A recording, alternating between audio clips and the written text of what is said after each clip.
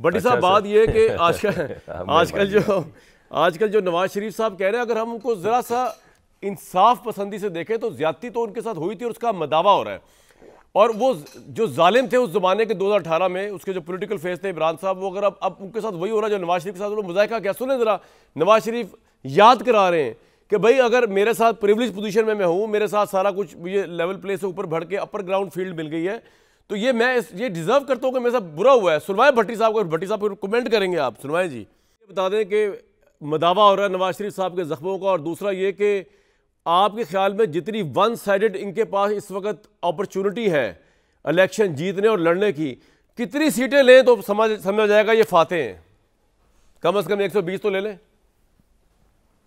بھٹی صاحب 2 دن رہ گئے ہیں، پوری قوم نے نکلنا ہے، ووٹ ڈالنا ہے. جس کو بھی آپ ڈالنا ہے ضرور ڈالنا ہے.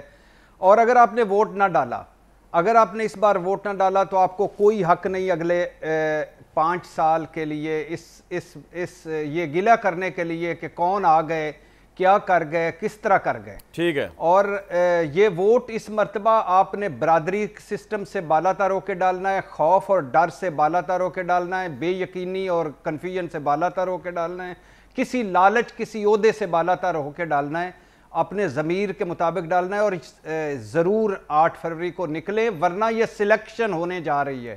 یہ سلیکشن ہونے جا رہی ہے اور یہ ایک سلیکشن کا پروسیس، اس کو آپ نے روکنا ہے، ووٹ ڈالنا ہے. نمبر 1. نمبر 2، یہ جو قابل مذمت، شرمناک اور افسوسناک ہیں، یہ جو 2-2 ہزار کے ووٹ بک رہے ہیں، ضمیر فروشی ہے، یہ ووٹ فروشی نہیں ہے.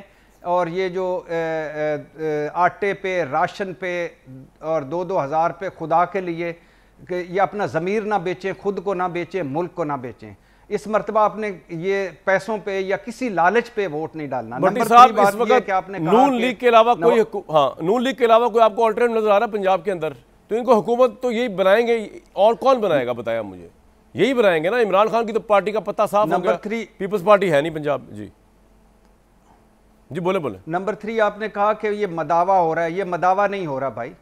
یہ آپ نے پہلے جو مسلم لیگ کی 16 مہینے کی ڈیزاسٹر ترین، یعنی 75 سالہ تاریخ کی بدترین حکومت گزری ہے، ریکارڈ مہنگائی، ریکارڈ بے روزگاری، ریکارڈ غربت والی. یہ اس میں ایک پہلا NRO تھا، اور پھر ابھی NRO دینے والے بھی خود اور لینے والے بھی یہ سارے خود تھے، اور دوسرا NRO نواز شریف صاحب کو ملا ہے.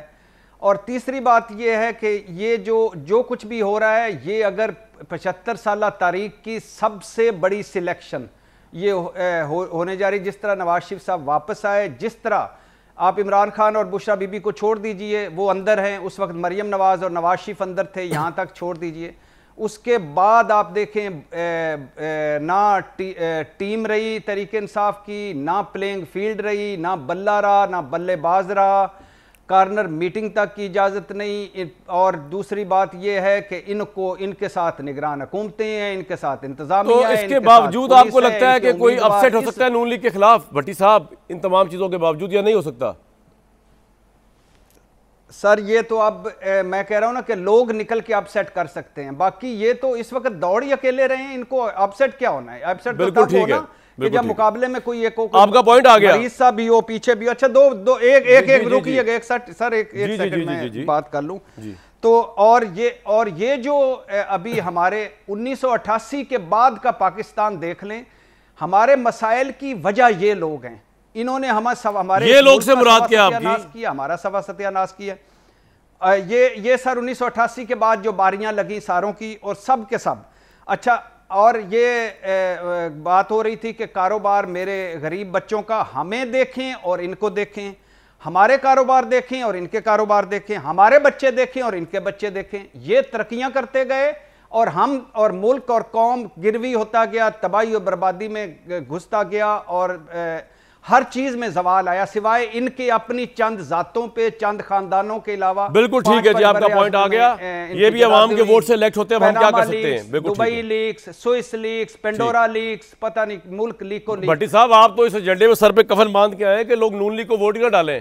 آپ کہہ رہے آپ یہ نہیں کہہ رہے کس کو ڈالیں، لیکن آپ کہہ رہے ہیں نون لیگ کو نہ ڈالیں، پیپلز پارٹی کو بھی نہ ڈالیں، خاص طور پہ نون لیگ کو نہ ڈالیں. لیکن چلے بہرحال آپ کے ہم جذبات کی رسپیکٹ کرتے ہیں. میں نے بالکل نہیں کہا کہ آپ نون لیگ کو نہ ڈالیں. نہیں، میں یہ نہیں کہہ رہا، آپ نے نہیں کہا، لیکن کہنا یہ ووٹ ڈالنا ہے، ہر صورت ڈالنا ہے. جتنی آپ نے کی برائیاں گنوا دی ہیں